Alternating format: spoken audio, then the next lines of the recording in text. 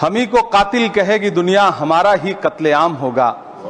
हम ही कुएं खोदते फिरेंगे, हम ही पे पानी हराम होगा। सन 1947 में दिल्ली की जामा मस्जिद की तारीखी सीढ़ियों पर खड़े होकर के भारत रत्न मौलाना अबुल कलाम आजाद साहब ने कहा था कि मुसलमानों कहां जा रहे हो, यह है तुम्हारा मुल्क, यहां तुम्हारे आबाओ अजदाद की कब्रें हैं। उस वक्त मौलाना आजाद की ये सदाएं सुन करके लोगों ने अपने सरों की गठरियां उतार करके रख दी थी। आज उसी दिल्ली में मौजूद देश की संसद में एक बिल आया है जो हमसे उसी जामा मस्जिद की सीढ़ियों के सबूत मांगेगा, जो उन्हीं सीढ़ियों के पास अपनी कब्र में सोए हुए मौलाना आजाद को फिर से कब्र से सदा देनी पड़ेगी कि ये जो कब्र है वो मेरी कब्र है, ये किसी सरकार की जागीर नहीं है। सभापति महोदय, मैं जहां खड़ा हूं इसी संसद भवन के सामने सड़क के उस पार अपनी कब्र में सोए हुए भारत के पूर्व राष्ट्रपति फखरुद्दीन अली अहमद की कब्र है। शायद अब उस कब्र से भी सदाएं आए कि ये कब्र मेरी कब्र है, ये सरकार की जागीर नहीं है। सभापति महोदय, मैं वक्फ कानूनों में किए जा रहे संविधान विरोधी बदलावों के खिलाफ बोलने के लिए खड़ा हुआ हूं। संविधान का आर्टिकल 14 हो, 29 हो, 30 हो, चीख चीख कर कहता है कि देश में सब बराबर के हकदार हैं। आर्टिकल 26 कहता है कि सबको अपने अपने मजहबी कामों के लिए मंदिर, मस्जिद, गिरजाघर, गुरुद्वारों का निर्माण करने का हक है और उसका रखरखाव का भी हक है। लेकिन डॉक्टर बाबा साहब अंबेडकर के संविधान को हर दिन कुचलने वाली यह सरकार देश के मुसलमानों से नफरत में इतनी अंधी हो गई है कि खुलेआम देश की संसद में देश सरकार के माइनॉरिटी मिनिस्टर साहब और होम मिनिस्टर साहब झूठ बोलते हैं और देश को गुमराह करते हैं, झूठ शब्द असत्य बोलते हैं। सरकार ने इस बिल का नाम उम्मीद रखा है। मंत्री जी कल से इसे देश के मुसलमानों के लिए नई उम्मीद बता रहे हैं। नहीं मंत्री जी, न तो यह बिल मुसलमानों के लिए नई उम्मीद है और न ही उम्मीद की नई किरण। सभापति महोदय, भाजपा ने पूरे देश में वक्फ के नाम पर कई सारे झूठ फैलाए हैं। आइए आज उनकी सच्चाई पर बात करते हैं। वक्फ ट्रिब्यूनल को ऐसे बताया जाता है जैसे वक्फ ट्रिब्यूनल कोई मजहबी खाप पंचायत हो। सभापति महोदय, जबकि सच्चाई यह है कि वक्फ ट्रिब्यूनल भी तो सरकारी न्यायिक विभाग है जिसमें सरकार द्वारा नियुक्त जज होते हैं, जिसमें प्रशासनिक अधिकारी होते हैं, कहीं ऊपर से थोड़ी आ गए। सभापति महोदय, देश के गृह मंत्री जी ने इसी सदन में कहा कि वक्फ ट्रिब्यूनल के फैसले के खिलाफ कोई कोर्ट नहीं जा सकता, जबकि सच यह है कि वक्फ एक्ट 1995 की धारा 83(9) के तहत हाई कोर्ट वक्फ ट्रिब्यूनल के फैसले की न सिर्फ समीक्षा कर सकता है बल्कि उसे बदल भी सकता है। सच तो यह है कि वक्फ बोर्ड खुद अपनी जमीनों के लिए कई सारी कोर्ट में मुकदमे लड़ रहा है। सभापति महोदय, दिल्ली की जिन 123 संपत्तियों को लेकर कल माइनॉरिटी मिनिस्टर, होम मिनिस्टर साहब और अभी आदरणीय नेता सदन बात कर रहे थे, आइए उनकी सच्चाइयों पे भी बात करते हैं। 1911 में जब अंग्रेजी हुकूमत ने कोलकाता के बजाय दिल्ली को राजधानी बनाने का फैसला किया तो रायसीना हिल्स के चारों तरफ जो मुसलमानों की ढेर सारी जमीनें थी उनको एक्वायर किया गया और लुटियन को इसकी तामीर की जिम्मेदारी सौंपी गई। सेंट्रल विस्टा की तरह लुटियन जोन का मेगा प्लान तैयार हुआ, लेकिन उस वक्त के मुसलमानों ने उस वक्त की अंग्रेजी हुकूमत से अपनी इबादत गाहों को बचाने के लिए लड़ाई लड़ी। मामला ब्रिटिश गवर्नमेंट तक पहुंचा। तब यह तय हुआ कि वो जो धार्मिक स्थल हैं उन्हें जस का तस रहने दिया जाएगा। इंडिया गेट के बगल वाली मस्जिद हो, जाप्तागंज, सुनहरी बाग मस्जिद हो, पार्लियामेंट रोड वाली मस्जिद हो, ऐसी 123 संपत्तियों के मैनेजमेंट के लिए 1913 में मुसलमान वक्फ वैलिडेशन एक्ट बना और उसके बाद एक नया शहर बसाया गया जिसे लुटियंस जोन का नाम दिया गया। फिर 1943-45 के बीच एक और समझौता हुआ। आजादी से पहले उसके तहत काफी सारी वक्फ जायदादों को सुन्नी मजलिस औकाफ बनाकर उसके अंडर किया गया ताकि उसकी देखरेख की जा सके। गृह मंत्री जी 2 दिन से सदन में जो बात कह रहे हैं वो दरअसल 123 संपत्तियां उसी सुन्नी मजलिस औकाफ के तहत आती है। सभापति महोदय, आजाद भारत आजाद हुआ। आजादी के बाद भारत में 1954 में वक्फ एक्ट लागू हुआ, जिसकी धारा 9 के तहत 1964 में केंद्रीय वक्फ काउंसिल का गठन हुआ। दिल्ली की वही 123 प्रॉपर्टीज को 1970 में सर्वे गजट करके गजट नोटिफाई किया गया। इसके निपटारे के लिए पूर्व प्रधानमंत्री इंदिरा जी के द्वारा 1974 में एक बर्नी कमेटी बनाई गई। बर्नी कमेटी ने 1976 में इन 123 संपत्तियों को दिल्ली वक्फ बोर्ड की संपत्ति होने की रिपोर्ट सौंपी। उस रिपोर्ट के आधार पर 1984 में कांग्रेस सरकार ने उन 123 प्रॉपर्टीज को दिल्ली वक्फ बोर्ड को सौंपने का फैसला किया, जिसके खिलाफ विश्व हिंदू परिषद कोर्ट गई। मामला 2011 तक पेंडिंग रहा। फिर 2011 में कोर्ट ने सरकार को आदेशित किया कि इसका निपटारा करो। तब 2013 में तत्कालीन यूपीए सरकार ने दिल्ली की उन्हीं 123 जायदादों को बर्नी कमेटी की सिफारिशों के मुताबिक वक्फ बोर्ड के हवाले किया। यही वो प्रॉपर्टीज हैं जिनके नाम से गृह मंत्री जी कल से कांग्रेस को कोस रहे हैं। फिर आई 2014 में भाजपा की सरकार, जो तब से इन जमीनों को हड़पने की साजिश कर रही है। जिस बिल को मुसलमानों के हुकूक की हिफाजत करने वाला बिल बताया जा रहा है, उसी को पेश करने के लिए और उस पर बात करने के लिए लोकसभा में भाजपा सरकार के पास एक भी मुस्लिम सांसद नहीं है। जिस वक्त, मैं लोकसभा कह रहा हूं, सुना करिए, जिस वक्फ बिल को मुस्लिम महिलाओं को हक दिलाने वाला बताया जा रहा है, उसे संसद में पेश करने वाली पार्टी के पास न तो राज्यसभा में, न लोकसभा में, न देश की किसी विधानसभा में एक भी मुस्लिम महिला सदस्य नहीं। कल किरण रिजिजू जी कह रहे थे कि रेलवे की जमीनें देश की जमीनें हैं, डिफेंस की जमीनें देश की जमीनें हैं। हां मंत्री जी, हैं, बिल्कुल हैं।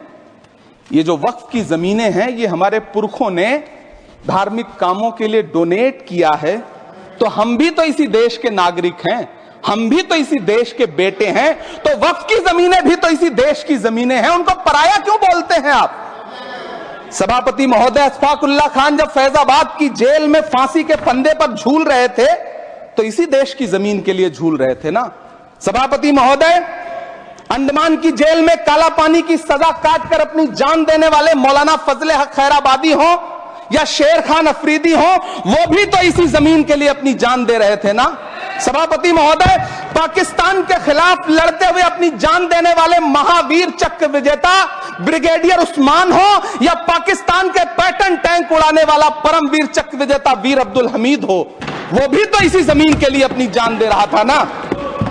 और मंत्री जी, मैं इस सदन में अलल ऐलान ये कहता हूं कि जब भी इस देश की जमीन को लहू की जरूरत होगी, आपसे 2 कदम आगे इमरान खड़ा मिलेगा, ये मैं आपसे यकीन दिलाते हुए कह रहा हूं। सभापति महोदय, मैं सरकार से कहना चाहता हूं, हमसे हमारी इबादत गाहें तो मत छीनिए ना, हमारे घरों पे बुलडोजर तो मत चलाइए ना, हमारी कब्रों में तो हमें सुकून से सोने दीजिए ना। सभापति महोदय, माइनॉरिटी मिनिस्ट्री का बजट कट करके, मुस्लिम बच्चों की स्कॉलरशिप बंद करके अब सरकार कह रही है कि हम वक्फ की आमदनी से गरीब मुसलमानों का भला करेंगे। गुजरात की बेटी बिल्किस के बलात्कारियों की रिहाई के बाद उन्हें माला पहनाने वाली लोगों के नेता ये कह रहे हैं कि यह बिल मुस्लिम महिलाओं को उनका हक दिलाएगा। धन्यवाद मोदी जी, क्या बढ़िया सौगातें मोदी दे रहे हैं आप। पहले हमें गुजराते मोदी दिया, आप सौगातें मोदी दे रहे हैं। लेकिन यह सरकार इतना याद रखे कि इसी ठसक के साथ देश की संसद में सीए का कानून भी लाया गया था और कहा गया था बड़े बड़े भाषण देकर के कि पड़ोसी देशों से हिंदू भाइयों को ला करके यहां नागरिकता दी जाएगी। लेकिन मैं आपके संज्ञान में लाता हूं सर कि पिछले इतने दिनों में इनसे नागरिकता लेने के लिए 2000 व्यक्ति भी नहीं आए, जबकि इसके उलट इन्हीं की सरकार में पिछले 10 साल में 15 लाख से ज्यादा भारतीयों ने भारत की नागरिकता छोड़ करके दूसरे देश में जाकर के बस गए। यह हुआ उस कानून का अंजाम। सभापति महोदय, इसी तरह की जिद के साथ किसानों के खिलाफ भी कानून लाए गए थे। जिस तरह आज वक्फ के फायदे गिनाए जा रहे हैं, उसी तरह से किसानों को भी कृषि कानूनों के फायदे गिनाए गए थे। लेकिन अंजाम क्या हुआ? 700 किसानों की शहादत लेने के बाद सरकार को अन्नदाता किसानों के सामने घुटने टेकने पड़े और कृषि कानून वापस लेने पड़े। जिल्ले इलाही, जमहूरियत जो है वो नफरत और ठसक से नहीं चलती है, अकड़ से नहीं चलती है। उसमें सबकी हिस्सेदारी जरूरी है। कल देश के माइनॉरिटी मिनिस्टर ने लोकसभा में खड़े होकर एक शेर सुनाया था कि मुझसे कोई बदगुमान न हो, तो मैं उन्हें एक शेर सुनाना चाहता हूं कि मैं आज जद पे हूं तो इतना खुशगुमान न हो, मैं आज जद पे हूं तो इतना खुशगुमान न हो, चराग सबके बुझेंगे हवा किसी की नहीं। नीतीश कुमार जी हो, चंद्रबाबू नायडू जी हो, चिराग पासवान जी हो, जयंत चौधरी जी हो, देवे गौड़ा जी हो, जीतन राम मांझी जी हो, सबको समझना पड़ेगा कि जब जंगल में आग लगती है तो न वो बरगद बचते हैं जो हवा को आंधी में तब्दील करते हैं, न वो बांस बचते हैं जो आपसी रगड़ से चिंगारी पैदा करते हैं। सभापति महोदय, जब देश को मनमोहन सिंह साहब जैसा काबिल प्रधानमंत्री मिलता है तो देश को आरटीआई जैसा एक्ट मिलता है, सेज जैसा एक्ट मिलता है, मनरेगा जैसा एक्ट मिलता है, लिबरलाइजेशन मिलता है, राइट टू एजुकेशन मिलता है, नेशनल फूड सिक्योरिटी एक्ट मिलता है। लेकिन जब देश को सौगातें मोदी मिलती है तो क्या मिलता है? सीए मिलता है, फॉर्म्स लॉ मिलता है, आर्टिकल 370 मिलता है, इलेक्टोरल बॉन्ड जैसा एक्ट मिलता है और वक्फ अमेंडमेंट एक्ट जैसे बिल देश को मिलते हैं।